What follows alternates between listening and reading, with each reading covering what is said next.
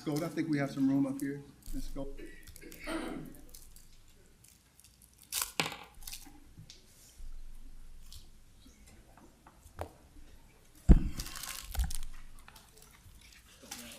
All right, we'll now call this meeting to order. Good evening, ladies and gentlemen. Thank you for being here on this meeting, our regularly scheduled meeting here in the city of Texas City, August 7th, 2024. Before we begin, I want to ask everyone here to please silence your cell phones, if you don't mind, and make sure that if you need to have a call, take a phone call, you do so in the lobby or something. We will begin with the roll call. I'll start with District 2 Commissioner. Keith Love, District 2. Thelma Bowie, Commissioner at Large. Dedrick Johnson, Mayor. Abel Garza, Commissioner at Large. Chris Sharp, District 3. All right, thank you very much. Let the record reflect that we do have a quorum established, 5 of the 7 commission members present, and we will now have our invocation. And today our invocation is going to be brought to us by Pastor Matthew Walker. I want to thank you, Mr. Walker, for being here. Restoration City Church. And after that, we'll have the pledges by Commissioner Garza. And Pastor Walker, you can remain at the podium. All right, if you'll bow your head with me. Dear Heavenly Father, we thank you for this day, Lord. God, we thank you for bringing all of us together here today. And God, I just pray for our leaders of this city, Lord, that, Lord God, that you would just guide and direct them. God, that you will bless them, Lord, and give them strength and courage and wisdom, Lord God, to be all that they need to be for our city, Lord. And God, we just pray that you will be with us tonight in this meeting. We pray that your peace and your love will be with us tonight, Lord God. And we just thank you and we praise you for all that you have done. In Jesus' name, amen. Amen. Please join me in the pledge. I pledge allegiance to the flag of the United States of America and to the republic for which it stands, one nation, under God, indivisible, with liberty and justice for all. The Texas pledge. Honor the Texas flag. I pledge allegiance to thee, Texas, one state, under God, one and indivisible. All right. Thank you, Pastor Walker. If there's anything you'd like to share with the city about the events of your church or things you have going on in the community, you can feel free to do so at this time. Yes, sir. Thank you, Mayor Johnson and commissioners. It's always a pleasure being here. I'm grateful for the opportunity. And it's good to see each and every one of you here tonight. It's a packed house today. For those of you that don't know me, my name is Matthew Walker. I pastor a fairly new church here in Texas City called Restoration City Church. We're on the far north end side of 25th Street or Logan Street. We have services every Sunday at 10:30, so if you don't have a home church, we invite you to come and join our family there. A couple of events I would like to make note of and let you guys know what's going on. We have on the 20th of this month, which is a Tuesday night, we're going to have our youth night, and it's going to be a big back-to-school bash. So if you got any students that are going to be starting school this year, we ask that you just bring them out, and we're going to have a bunch of food, games, some giveaways, and we're just excited for our school year this year. And then we're also already planning for our second annual Fall Fest. That is going to be on the evening of Halloween. So just mark that in your calendar and come through. If you guys are out trick-or-treating, we'd love to have you. We're going to have food and games for that as well. Thank you very much. Sure. Appreciate you, Pastor Walker.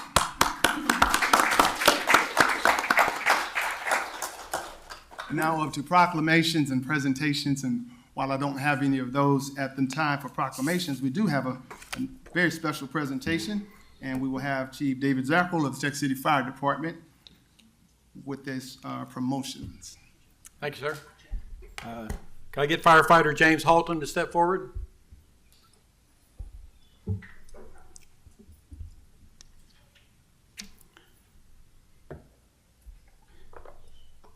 To all who shall see these presents, greetings. Know ye that reposing special trust and confidence in the abilities of James Halton, I do appoint this firefighter to the rank of engineer in the Texas City Fire Department. This appointee will therefore carefully and diligently discharge the duties of the classification to which appointed by doing and performing all manner of things thereto pertaining. And I do strictly charge and require all personnel of lesser classification to render obedience to appropriate orders. and this appointee is to observe and follow such orders and directions as may be given from time to time by superiors acting according to the rules and regulations governing the discipline of the Texas City Fire Department. Given under my hand at Fire Department Administration this 7th day of August in the year of our Lord 2024. Signed, David Zackrell, Fire Chief. Congratulations, James.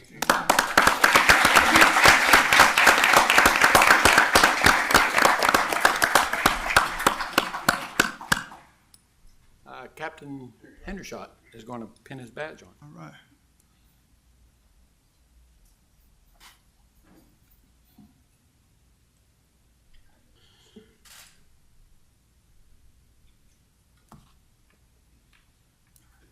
A few words.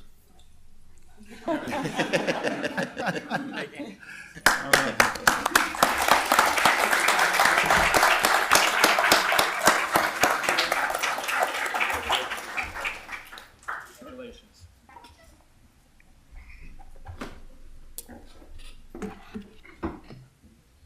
Thank you, Chief Zackrell. At this time, we're up to reports, and we will have a report from our city engineer and the Transportation and Planning Department, Ms. Kim Golden.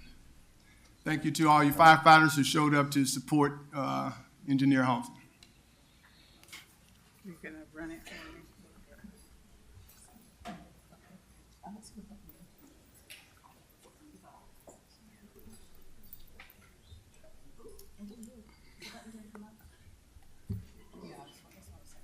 Yes. Okay, and that changes it? Aside, and that will change it. If you get stuck, just tell me next. Call you, yeah. Good afternoon. My name's Kim Golden. I'm the city engineer for Texas City. I don't know why I'm talking to you. I'm talking to you all. Good afternoon. I'm very proud to bring this report to you all on behalf of the men and women of the Engineering and Planning Department, Building and Inspections. We're very excited about all that's going on with Texas City, and we think these numbers are going to show you why. So you all know where we're located. I just like this picture because it's a lovely building. It's myself, and then our Building Inspections Department is commanded by Chief Building Official Casey Bennett and his deputy David Kinchin. And we are staffed with 3 full-time positions in engineering and planning. We have 2 part-time contract personnel who are engineers, and then a temporary contract person right now just helping us keep up with everything. We have a number of essential functions. Of course, we help administer the zoning ordinance, the subdivision ordinance. We coordinate staffs for your important boards, the Zoning Commission, Planning Board, and Board of Adjustments. We review engineering plans, administer your capital recovery program, that's the impact fees, and just, a bunch of other things. We do have a role in post-disaster as far as being available for damage assessment. And then I feel a key role of the city engineer in particular is archiving the information for future city engineers and other panels like yourself to be able to rely on that information. Then, of course, in our building permits inspections, we have our chief and our deputy. We are fully staffed now with 5 combination inspectors, and we're very happy for that. We have 1 plan reviewer, and then we have positions for 3 permit techs. And again, building permits has several essential functions that you're aware of. Most importantly, it administers the issuance of certificates of occupancy, but also the building and related permits. There are actually 63 permit types that we issue through this department, and 119 different inspection types.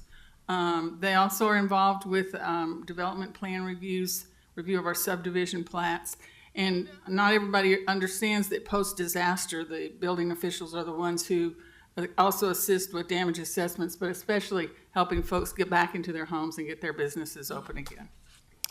So I had some interesting numbers for our population. In fact, it was just updated over the weekend. So in 2020, we were at 52,287, but now in 2024, we are at 58,049. That is an 11.02% increase since the census in 2020, and that's a little over 2.5% annually. So in our building and related permitting, I wanted you to see the 10 most issued permit types within the last 12 months. Of course, residential new construction tops the list, roofing, siding, plumbing, The one that has entered the top 10 new this year is our solar panel installations. And the other thing I want to draw your attention to is the top number, 863 new residential permits in the last 12 months. And then the bottom number, total permits of over 3,000 in the last 12 months. I believe that's one of our highs. Then these are our inspections. Again, residential new construction is at the top, but I want you to see that number, over 11,000 inspections in the last 12 months for new residential, a total of 14,000 covering all permits and inspection types. Uh-oh. There. So we charted this because, I'm an engineer and I do lines and dots and graphs and things. So this is our residential, well, actually on the left here, on my left, I hope it's your left. Okay. The top line is total permits. And you'll see that in 2023, it looks like we've come down a little bit from 2022, but the numbers I just gave you were the last 12 months, so July to July. I think what we're in is a pretty strong upswing, and I think our 2024 numbers are going to be back to the top there in the over 3,000. Similarly with our commercial permits. Oh, the other point I wanted to show you about residential permits, the two bottom lines are new residential and remodeling. And you'll see that they're tracking. And so what that tells me is that, yes, people are building new homes and moving to Texas City, but that our residents are also investing in their homes and staying here. And I think that's a very important thing to keep in mind.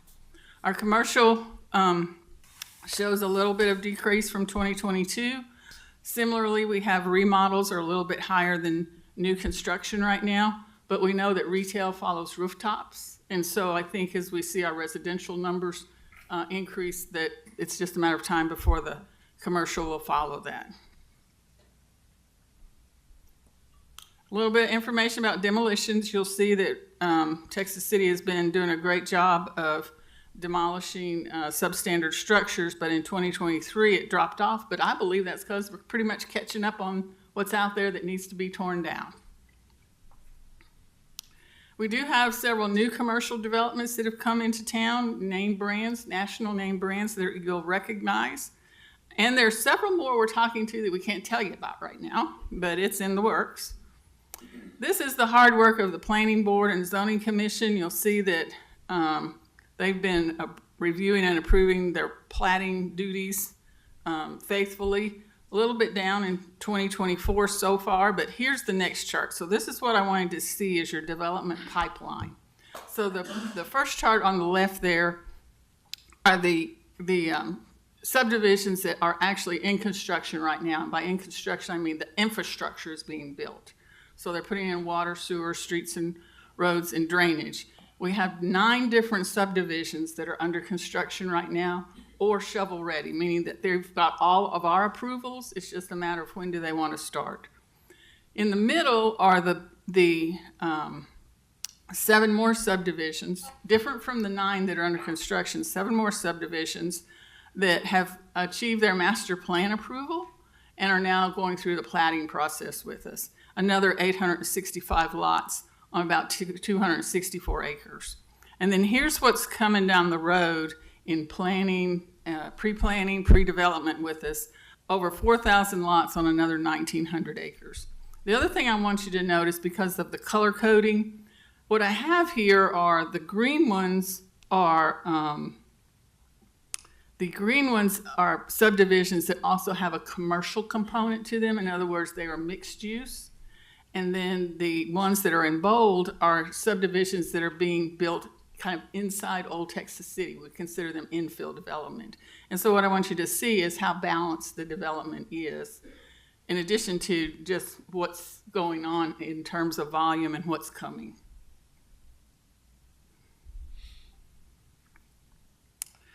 Then so we're building all these houses, all these people are coming, we better have water, we better have sewer. And I just wanted to show you that we are in pretty good shape on that we do have under contract sufficient surface water for our, far out needs there and the number of connections that we are expecting to have available. We do have some capital projects going on. We're expanding the water plant in Lagomar in particular. And then the Force Main project is also well underway. Phase 1 is under construction right now. Phase 2 is in the process of being let for bids and is anticipated to start construction in the fourth quarter of this year. This is the force main that needs to be in place so that the development going on in Lagomar doesn't slow down. And some more about Lagomar. You know, we have the tax increment reinvestment zone that covers that particular subdivision. So this is some information out of the annual reports. So the way the tax increment reinvestment zone works is there's a base value established back in 2006, and for both residential and commercial, that was a little over $400,000. So as of 2023, December 31st, 2023, that property that was $400,000 in 2006 is now $826 million is that current value on the books. And so the increment, in other words, the difference between those two numbers is $825 million. So that's an increase to your tax base of over $750 million just in Lagomar, just since 2006. So what does that mean from a tax revenue standpoint? So right now, the funds that are going into the TERS itself to be used for investments in developing that subdivision, a little over $4.6 million. Of that, a little over $2 million of that actually comes from the Texas City share. In other words, the 4.6 is the city, the county, and the college. So a little bit over $2 million is coming from Texas City. But that's the share that's going into the TERS. At the same time, you've got about $1.1 million coming into your general fund from Lagomar. Oh, went the wrong way. So I wanted to just briefly go over some of the goals we've achieved in preparing for this growth that's coming now and keep coming. We have in the last year updated all the building codes. We are fully staffed with our inspectors and permit techs, and they are working on getting their training and certification. So within the last year, we've been able to increase the number of certified inspectors, and we actually have 2 more that are very close to having their full certifications. We expect them to have them by the end of the year, hopefully. And then we've got 2 new ones coming along that within the next year. It takes almost 2 years to get fully certified. I don't know what I'm doing here. Okay, the other thing we've done, we're very excited to be surviving this, is that we've upgraded to MyGov 5. This is what the public portal now looks. Much appreciation to Jennifer Delaird for getting us a button to help folks get right to this page. We now have a button on the city's homepage. We've also prepared some micro-training videos, checklists, and FAQs to help the MyGov 5 users become acclimated to this new product. And then this is the one, okay, Ramari, this is what we didn't get a chance to practice. So we've also been working with the help of the Texas City Economic Development Corporation that funded this little project, a GIS-based zoning map. And so this is also now available on the city's website, actually on our webpage in Engineering and Planning. And so what you can now do is you can actually search by address to find out what your zoning is. So Ramari, can you type in like 7800 Emmett F. Lowry? That's our office. And you'll see that it pops up and it will tell you, yep, click it again. I promise you this is a lot faster than the old way. So yeah, you click on 7800 and then there'll be a little pop-up. There we go. So that pop-up tells you that the zoning district it's in is D1 Limited Services, but you can also click on that link and actually see the D1 ordinance, and that tells you what uses you can have. Go ahead and click on that if you would. So it actually brings you right to the ordinance. And then if you'll back up, so it tells you everything about the uses and then what the restrictions are as far as setbacks and area, all the requirements that apply to that district. So if you'll back up, go back to the page. There's one other thing to show you on the, there. You'll also see that it says it's in the Gateway Overlay District. And so you similarly can click on that and it will tell you what the requirements are for the Gateway Overlay District. So this is a tremendous help for us in answering calls, but then also it's now becoming available to the public and they can kind of self-help. Not only our own citizens, but I believe the reason EDC was interested in this is people who are interested in coming to Texas City and doing research now have this tool available to them. So again, much help. Yes, Veronica's reminding me we can also search by the property ID. So in some cases, especially new property that's being developed doesn't have an address yet. So you can search it by property ID. So here's what's coming because we know we're not finished yet. We're going in the direction of electronic plan review. We're going to integrate our permitting software with the city's accounting software so that it's all fully integrated and we don't have to do double book entries. We're working on a web-based portal for planning and zoning, something that's never been here before. Working to update the comprehensive plan, and of course, we'll continue to perform the capital improvement projects for water and sewer so that folks can have what they need when they move here. So, I just love these pictures. I do want to assure you that these projects have not fallen off the radar. What's happened, of course, is they're being delayed by the I-45 project, but what we have now in writing from TxDOT is that early 2026, they expect to be done with our section, and so maybe about this time next year, we'll be talking about when this is gonna happen. That's all I can say. But they're just beautiful pictures, and they're gonna happen. It's just a matter of when. And then I would be glad to, let me see, I wanted my folks to stand up who are here. I wanted my folks who are here to stand up, because they're the ones that have done all this great work, and I'm just so proud.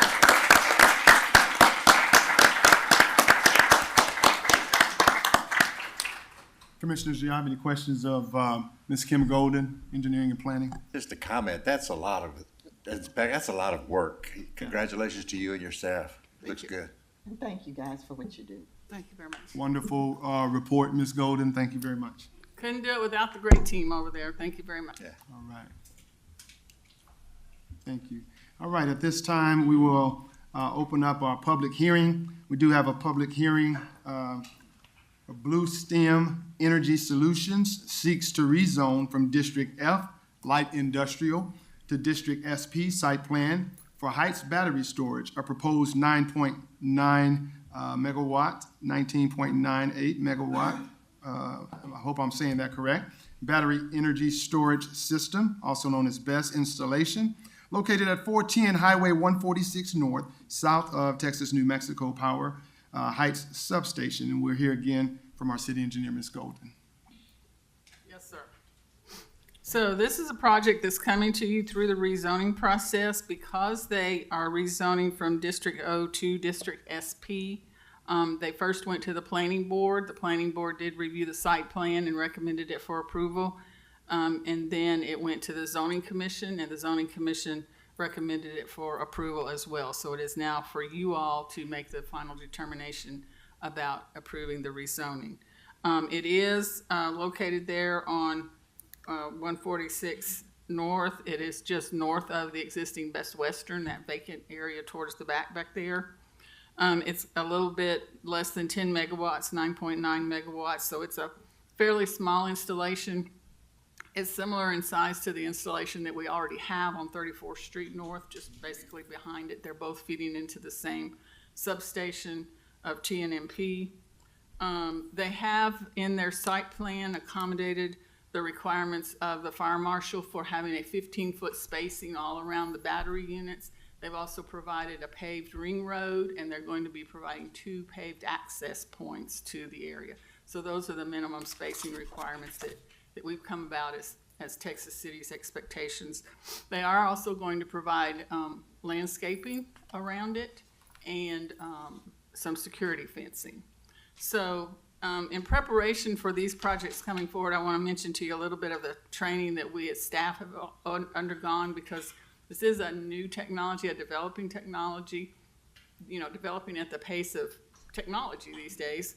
So we had a 4-hour workshop with an industry expert on codes pertaining particularly to BEST projects.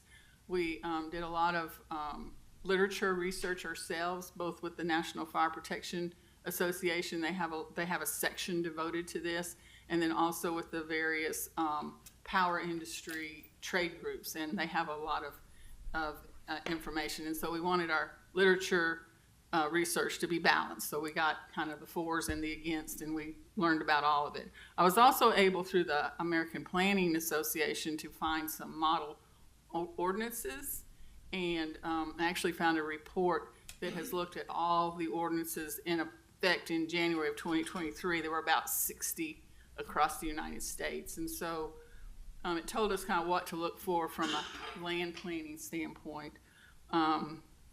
Then we also conducted a in-service training with the members of the Planning Board and Zoning Commission to kind of share the information.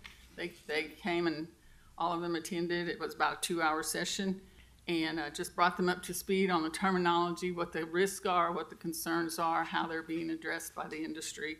I'd really want to express my appreciation for the fire marshal and the fire department, because all of this learning has been very much a joint effort, and I appreciate the expertise and the attention that they bring to the whole process. And again, there was a public hearing before the Zoning Commission. There were no comments in opposition to this project. We did receive actually 4 letters of support.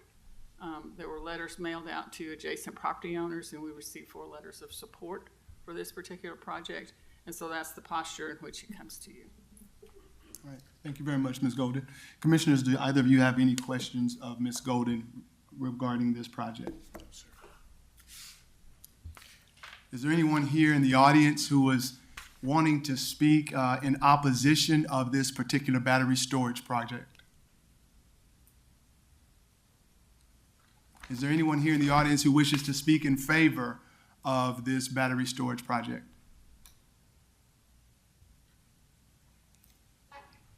All right. Motion to close the public hearing?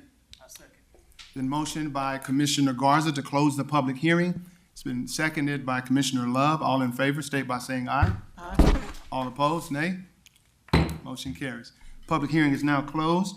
We will move on to the next section of the agenda, item 7, preliminary zoning approval, where we will consider and take action on a zoning change request from Blue Stem Energy Solutions that we just heard about to rezone from District F Light Industrial to SP Site Plan 4 Heights Battery Storage. This proposed 9.9 megawatts and 19.98 megawatts battery energy storage system, BEST installation, located at 410 Highway 146 North. Ms. Golden, any other comments, information? Just to comment to you that it does come from both the Planning Board and Zoning Commission with recommendations for approval. All right.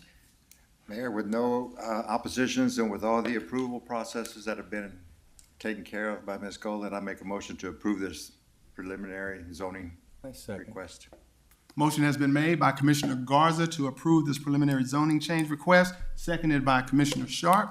All in favor, state by saying aye. Aye. All opposed? Motion carries. Thank you very much, Ms. Golden.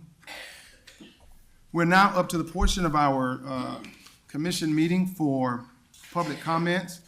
We have quite a few public comments today, and so let me just remind everyone that we do have a 3-minute time limit on those public comments. So if we could adhere to that 3 minutes, we'll get an opportunity to hear from everyone. The first public comment to address the commission would be Lowry of Lamar, wishes to talk about First Amendment rights and crooked mayors.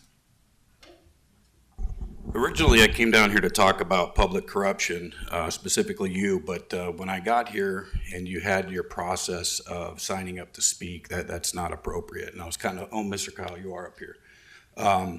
You cannot dictate what I can say or what anybody out here says, which you did. You said that I had to write something down. That's not how that works. I can come up here and I can say basically whatever I want.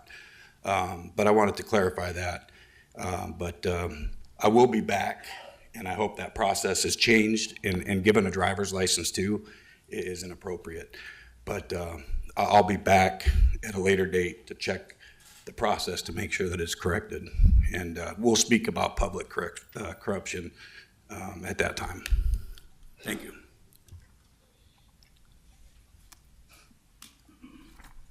Next, to address the commission, we will hear from, I think it says Robert Campbell.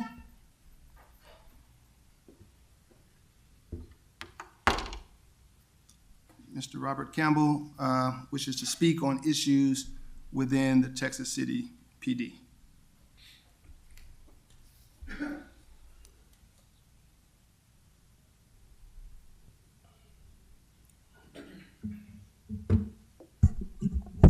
Mayor, Commissioners, thank you so much for allowing me to talk to you all at this time about this issue. We have something prepared. My name is Robert Campbell. I'm a field rep for the Texas Municipal Police Association. I stand before you to address some of the serious concerns regarding the integrity and leadership at the Texas City Police Department, specifically involving Chief Landis Cravens and appointed Assistant Chief Manuel Johnson. Since Cravens appointed Assistant Chief in 2023, there's been some troubling patterns of misconduct and abuse of authority within the Texas City Police Department. Members have voiced their concerns through a survey, as well as 2 press releases through Texas City Municipal Police Association. Let me highlight some of the egregious incidents. The first one is the mismanagement of SWAT operations in November of 2023. During a critical SWAT operation, Captain Johnson, or Assistant Chief Captain Johnson, overruled and established tactical procedures jeopardizing the operation's effectiveness. This led to the wrongful removal of the current SWAT commander at the time. He was replaced by a SWAT commander with less qualifications that didn't have the capability of actually performing the job on how it should be. As a result of that, you had 8 SWAT members leave the team with over 90 years of combined experience, and you had a multi-agency jurisdictional SWAT team that would help Lamarck PD. That was also abandoned as well.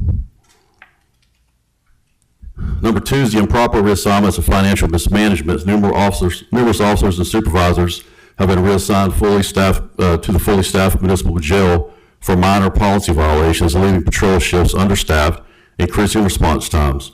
These reassignments have cost the city over $250,000 since September 2023, excluding additional costs through certification pay and benefits. This misuse of taxpayer money and improper allocation of resources directly endangers public safety by delaying emergency responses. There's been some discrimination against the Texas City Municipal Police Association Board. Manuel Johnson and Chief Cravens have placed nearly all the elected board members under internal investigation despite their clean disciplinary records. Many IAs have been closed as unfounded, yet 1 executive board member remains under investigation for minor policy violation. This directly prohibits the Texas City Municipal Police Association business on city time, using city resources, and severely limiting communications and meeting attendance. This discrimination behavior targets those who advocate accountability and transparency. Ladies and gentlemen, this is union busting at its finest. And we're in a union labor area down here where this all was started with refineries and oil plants down here. Thank you, sir, for your time. Your time's up. Next on the request to address the commission.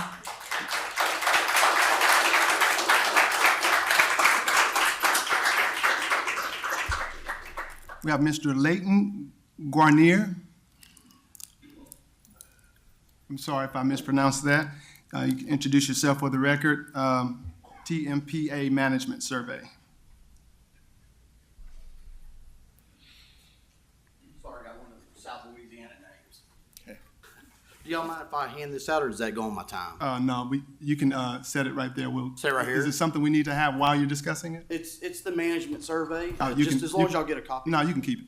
Keep it? Yeah, Okay, you can keep all right, no problem.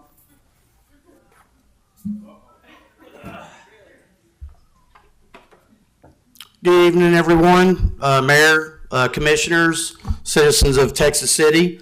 My name's Leighton Guarnier. I'm the Houston area field rep for TMPA. We represent over 33,000 members across the state of Texas, police officers. I'm here tonight because I'm the one that conducted the management survey through the Texas City Municipal Police Association. I have to talk about this before I get into the management survey, but basically, there's two things I would like the council to ask, and that is, has an agreement with Paradigm changed in the last 48 hours? And also, has there been a complaint filed against Assistant Chief Johnson in the last 48 hours? Sir, if you don't mind, you don't have to hold the mic. It'll pick you up, and it's just picking up some extra noise. That's okay. So also, let's get into why we're doing the management survey. One of the main reasons is because of Assistant Chief Johnson. Now, let me give you a little play-by-play here on this guy. This guy, a couple years ago in 2020, the African American Police Association here in Texas City sent a letter regarding Johnson and his Confederate flag tattoo on his chest. Okay? Then Chief Stanton, I think it was Stanton, they made him cover it up. Now, you can cover up a tattoo, but you can't cover up your beliefs. Okay, and this goes on to when there was a young black male candidate that came to Texas City to get a job, and Johnson made him take his shirt off and look at his tattoos to see if he was a gang member. Okay? Now, we're moving up to that. This guy's all about retaliation. He's all about bullying. And even today, everybody that's a sergeant got an email from him stating that as of coming up effective date, that they're to go back to powder blue uniforms and all outer carrier vests are to be gone. He's doing that to jack with the officers because they're trying to stand up for themselves. It wasn't just a couple people that are upset over this. There was actually 68 officers that took this management survey. It wasn't just a couple of disgruntled employees. I did it. I had all of the emails from all the officers that took this management survey. I got them myself. We would have had 3 more. We were missing like 3 or 4. But what happened was the department came in and said, no more union business while you're on the clock, which has always been available to do. So those 3 or 4 people couldn't take the test or take the management survey because they cut them off. They cut them off the legs and said, you can't do this on duty anymore, when they were able to do it all the way until about a month ago. And when you look at the management survey, and it's on social media, they don't want to take a copy of it, but it shows you an overwhelming majority of officers within the Texas City Police Department disagree or strongly disagree with Chief Cravens and Assistant Chief Johnson. And how the department's going, they feel affected by it. You have to read it. I can't sit here and read all of it, so I only get 3 minutes. Thank you, sir. Your 3 minutes is up. All right, thank you. Appreciate you.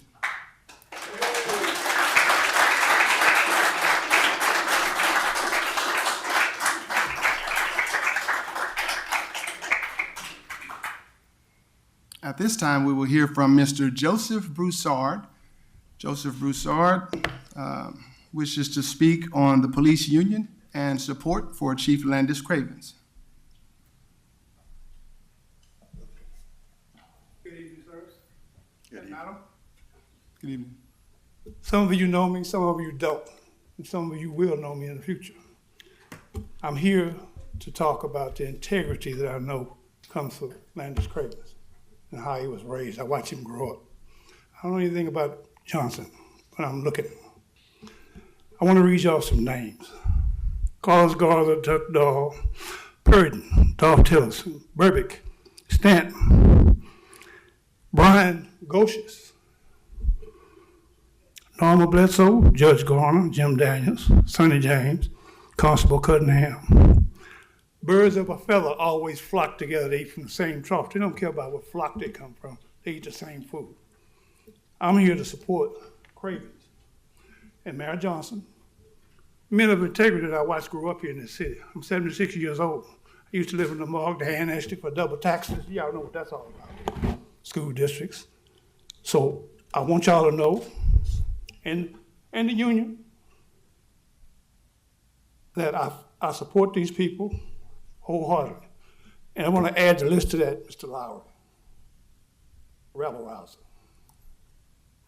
Some of you will find out in the future what this is really all about. We know what's going on in America is decisive. We got to come together. We're not going to make it split up, and it's never going to go back. We're not going to allow it. And I'm one of those guys. Those names, call them and check. I'm a man of integrity. I can't be bought or scared or anything else. I was shot at, $50,000 contract. I'm still here.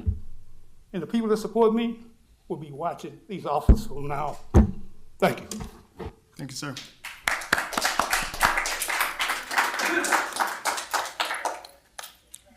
Next, we have Mr. Richard Holcomb. Mr. Richard Holcomb wishes to speak about number 10, 33rd Street South.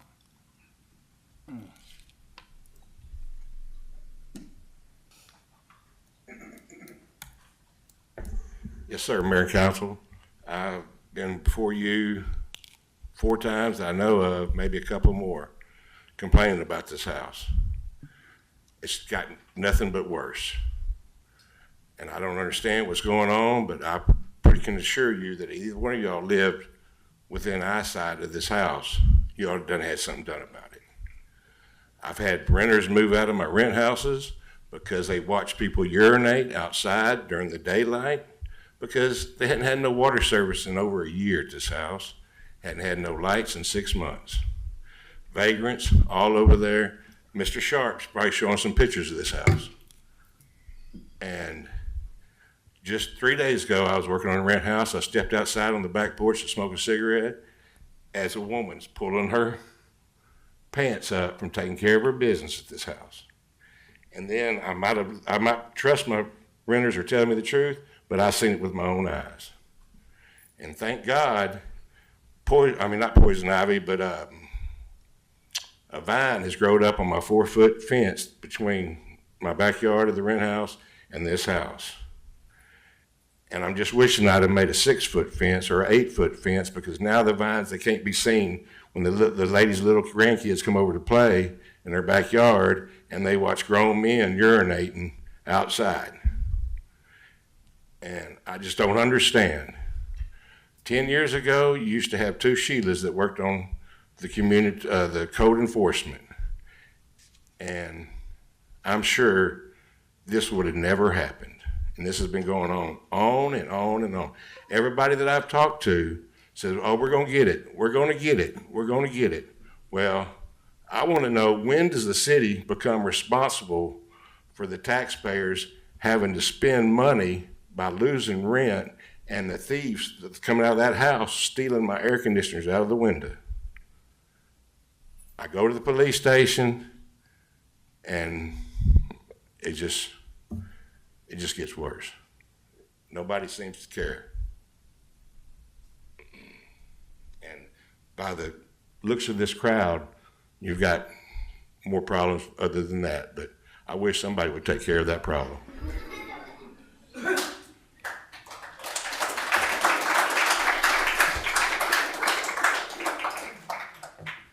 Thank you, Mr. Holcomb. Next to speak, our last request to speak and address the commission is Mr. Jose Boyd, wishes to speak concerns regarding the proliferation of BEST projects.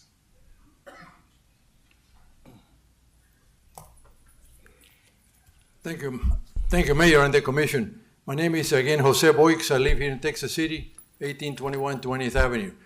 I'm here as a alternate member of the Planning Commission, and first of all, I'm supportive of the BEST technology, the battery energy storage systems. The only thing that I have 3 main concerns, and this is based on 3 projects that we have actually been asked to assess at the Planning Commission. One was approved a long time before, the other one that you just now approved, and I think there was a third one that we had actually discussed. But the thing that worries me are 3 things, basically. The scattered locations of all these battery storage areas. The second is having this plethora of battery storage by different companies and different sizes. And the third one is, to me, is the lack of a master plan on how we as a community should deal with this new technology.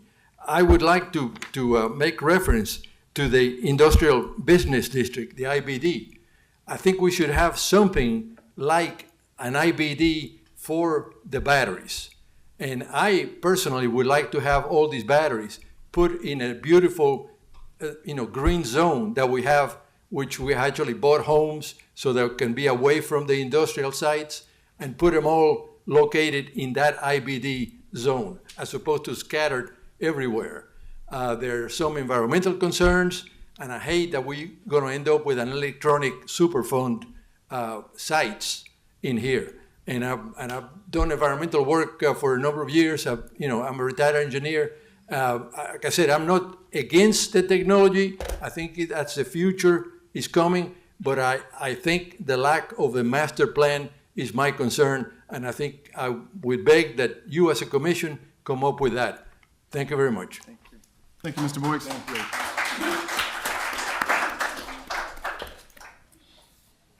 All right, that concludes our public comment section of our agenda. We will now move to the consent agenda. And the consent agenda, Commissioners, you have before you items 9A through G. If you would like any of those pulled for further discussion or consideration, then you can do so at this time. Yes, we are at the consent agenda portion, step 9. And I was asked, we have items A through G on our consent agenda. We usually allow the commissioners who receive this information in advance to approve this entire list all at once, but they can individually pull out items for further discussion if they wish. So I'm asking the commission if there's any other of these agenda items that they'd like to discuss further.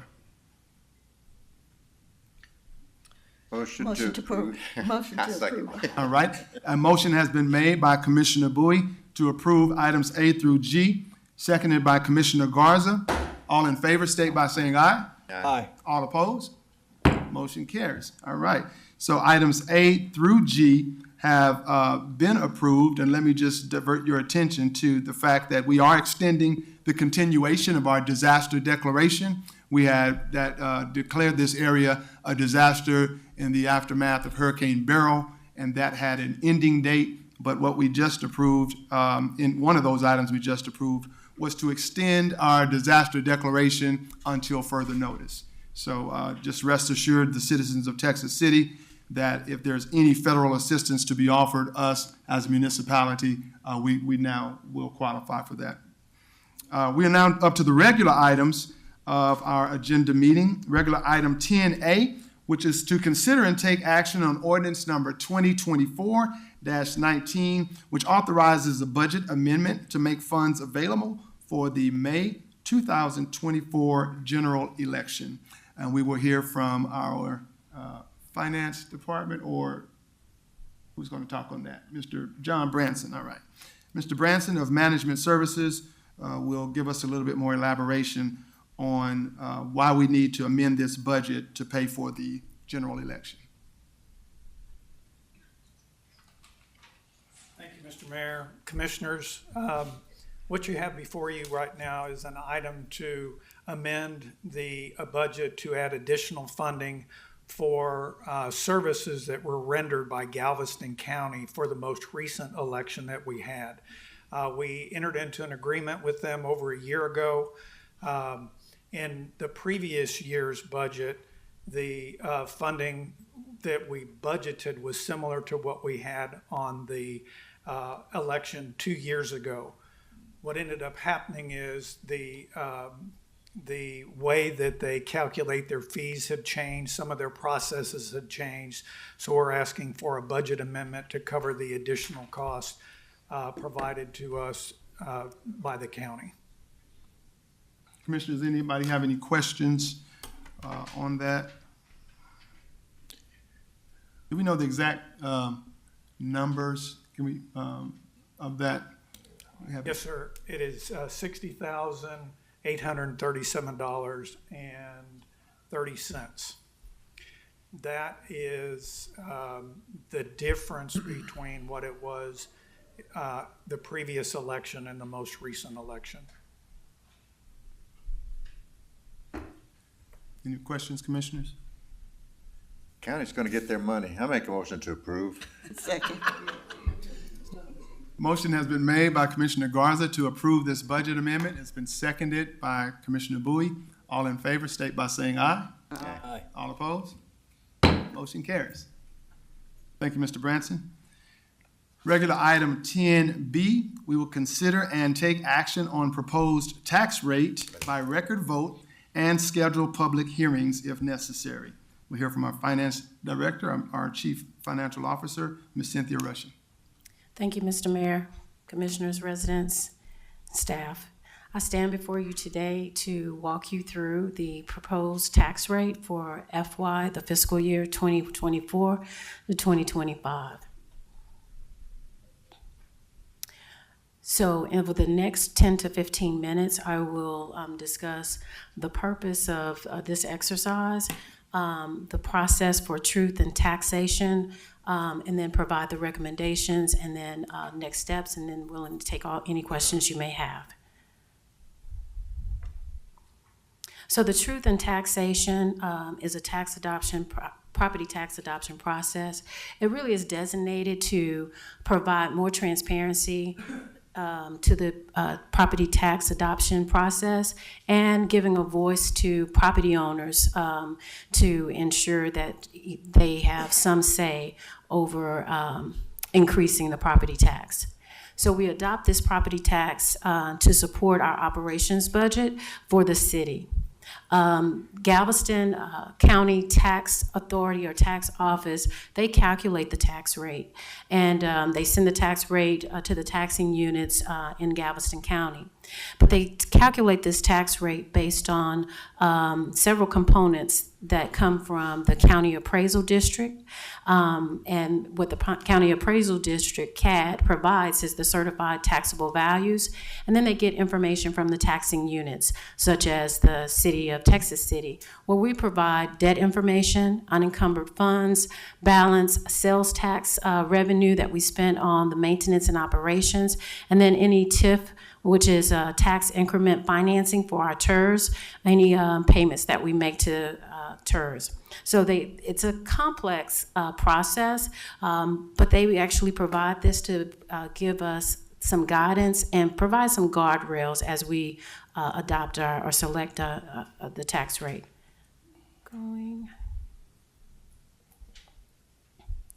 So I want to go over some terms and definitions with you.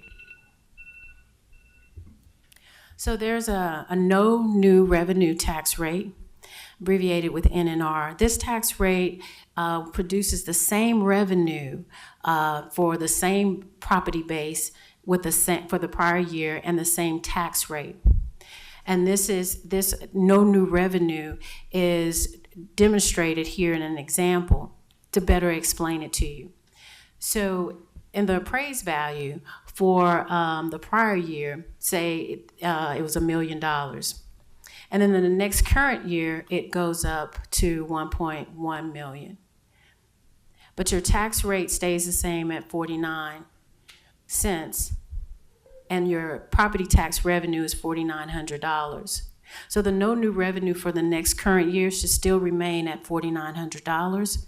So what will happen is the $4,900 divided by the increased value of 1.1 yields the no new revenue tax rate at 0.44.5 cents. So that shows you that you didn't get any new revenue. However, you didn't get any new revenue compared to the previous year. So this is providing you a baseline. And then the next rate that is provided is a voter approval rate, and it's VAR. And this rate is the highest rate that a taxing unit may adopt without having to hold an election. So this is what I call the ceiling. And then the adopted tax rate is just simply the tax rate that the taxing entity has selected for that current year. It's another term here that's really important, and that's the TIF. That is the tax increment financing.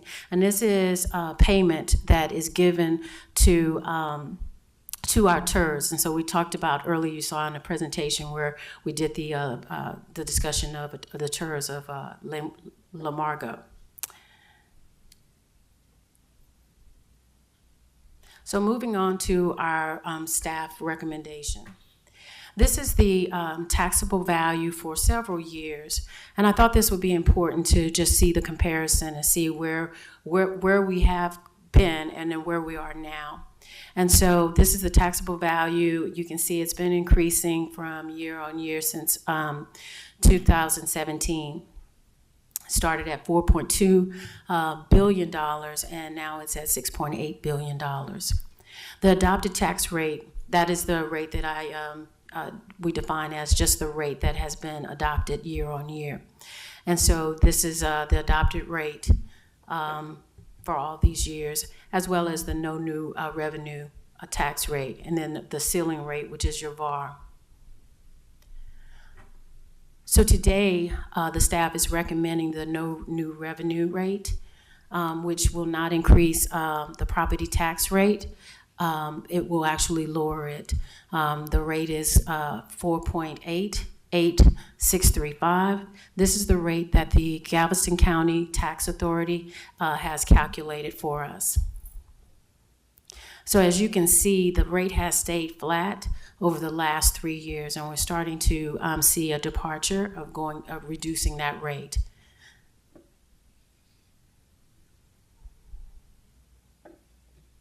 So as a finance type, I like graphs. So this is just to illustrate this. So you can see how the bars here represent the taxable value. So you see how it's increased, so it's trending up. But when you look at the tax rate, so the red line that's the ceiling, that's the voter approval rate. So as you can see for FY 24-25, that rate has been calculated by Galveston County Tax Authority at 66 cents. The yellow line represents the adopted tax rate that we've adopted year on year. So you see it's trending down.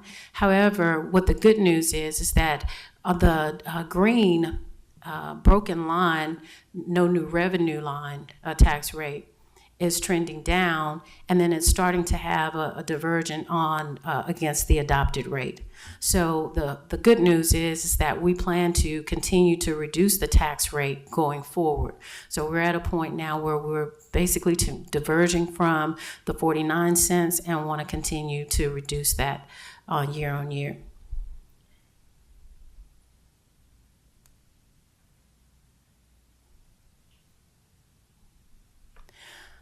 So this is the revenue projections. If the no new revenue rate is adopted at 48,8635 times that $6.8 billion at a $100 value, the proposed property tax revenue will be $33.5 million as a revenue source for Texas City, City of Texas City, general fund operation budget.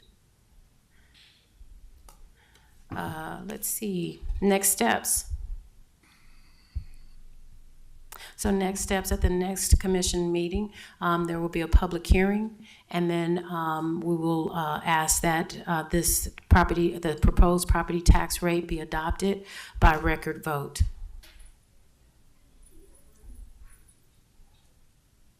This concludes my presentation. Any questions? Thank you, Ms. Rushing. Commissioners, do you have any questions of Ms. Cynthia Rushing? Thank you. All right, thank you for breaking it down for us. So that is to consider and take action on proposed tax rate by a record vote. So the proposed tax rate was the no new revenue rate that Ms. Cynthia Rushing explained to us, the 0.488 88,635, which is a slight decrease from last year's approved rate of 0.49. And so we need to take a record vote. We'll start with you.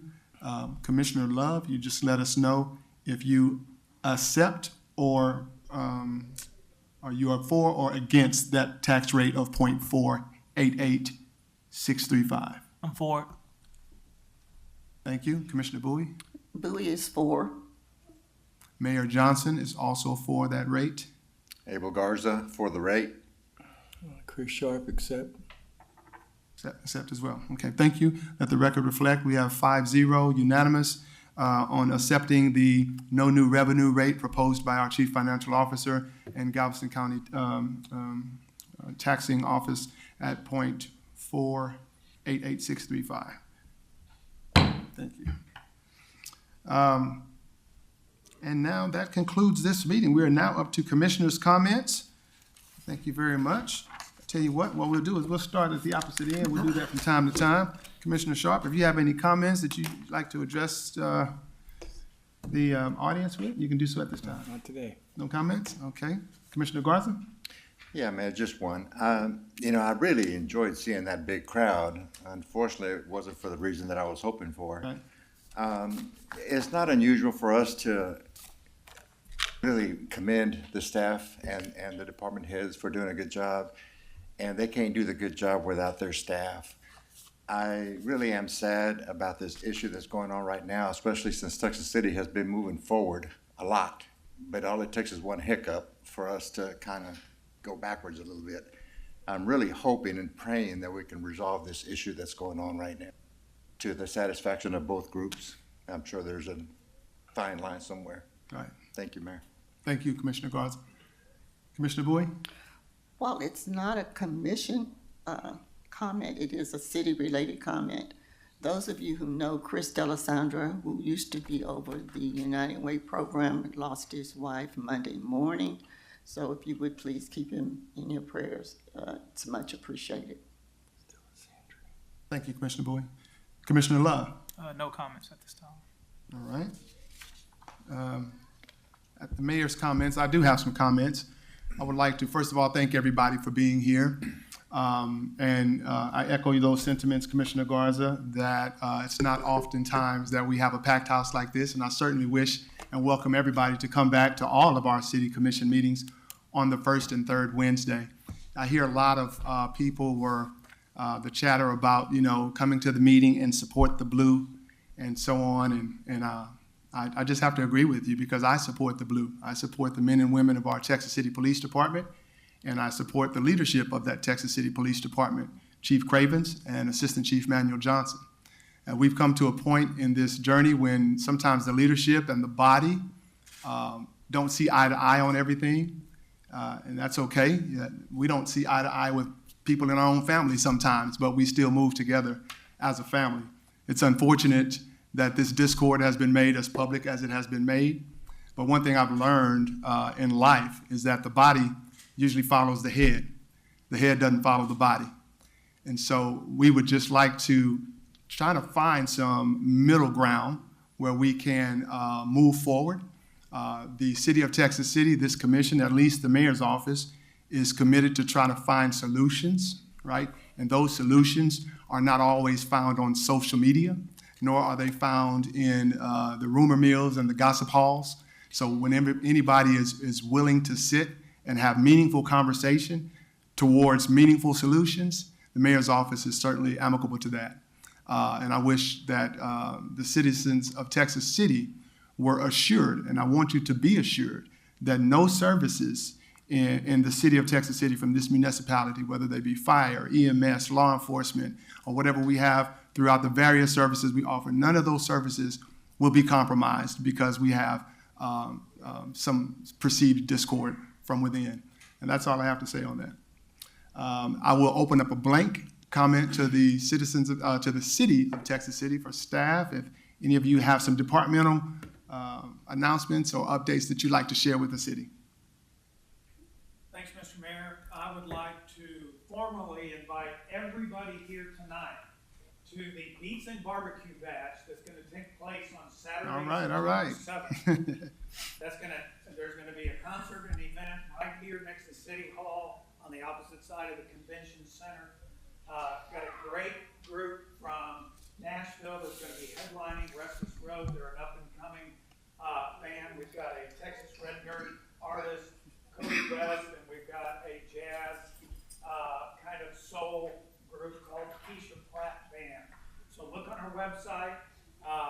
Look forward to seeing you there, and it's Saturday, September 7th. Thank you. Thank you, Mr. Branson. That's definitely going to be an exciting event, bringing back the Texas City Music Festival, and we're looking forward to that. Anyone else in the city of Texas City? Bye. That's cute. Starting out young. That's what it sounded like, a motion to dismiss. If there's nothing else. Motion to adjourn. Motion to adjourn. All right, thank y'all very much.